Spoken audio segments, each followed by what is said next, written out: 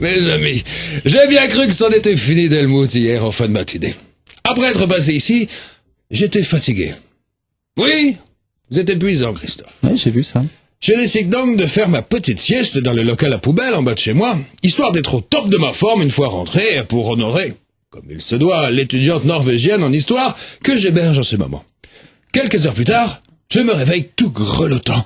On aurait dit un enfant des faubourgs de Moscou qui attend inconsciemment juste la mort pour tout réconfort. Un abruti avait laissé la porte ouverte et j'étais en plein courant d'air. J'arrive dans mon logis, l'œil terne et la gougoute au nez, et pour ne pas déranger la petite cocotte, je m'allonge sur le canapé. À peine à l'horizontale, j'entends bouger. Puis 5 secondes plus tard, une lumière tamisée m'apparaît, et pour finir, ma chaîne stéréo se met en route. Oh, mais qu'est-ce que c'est que cette musique infâme, me dis-je à mon fort intérieur. L'étudiante s'approche de moi, en rampant sur le sol avec un déshabillé en soie sauvage du Tonkin, déshabillé à moitié déchiré.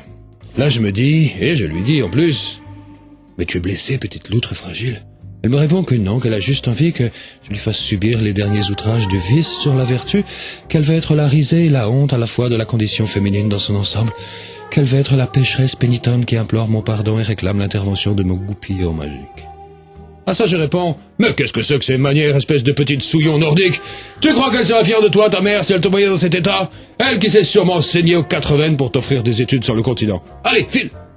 Puis elle s'est mise à pleurer, et elle est repartie se coucher. Eh ben? Je me suis réallongé, c'est précisément au moment où j'allais m'endormir que j'ai réalisé. « Helmut, qu'est-ce que tu viens de faire? Cette sublime femelle gaulée à faire exploser des slips vient te voir en rampant, et en te suppliant, et toi tu la renvoies au lit? Seul? Mais tu es devenu fou, mon garçon! » Et c'est quand j'ai été aux toilettes que j'ai compris. Mon goupillon était tout chaud, et il avait des frissons. J'avais attrapé un rhume de goumi. Voilà donc pourquoi je n'avais pas réagi comme à l'accoutumée. J'ai décidé de prendre les choses en main. Enfin, c'est une expression. Je commence par un petit bain à l'aspégique pour mon truc malade, et puis je l'entoure d'une petite écharpe qu'une mamie nymphomane m'avait tricotée un jour. Inutile de vous dire que j'avais l'air crétin avec ça autour du truc. On aurait dit un teckel qui boude. En attendant, ça a marché.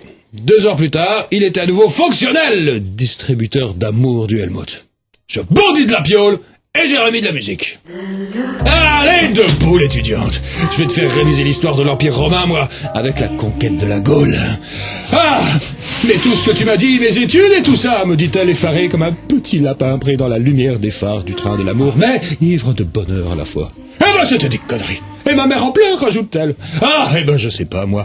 On fait l'avenir ce week-end, je saurais trouver les mots pour la rassurer. Évidemment, mon cré-cré, suite à ça, pendant 46 heures, on s'est envoyé en l'air comme des cafards estoniens. Eh ben, j'ai eu chaud. Un rhume de goumi. J'ai bien cru que c'en était fini de ma carrière de Tyrolean Lover. Enfin, ça va mieux. Au Wiedersehen.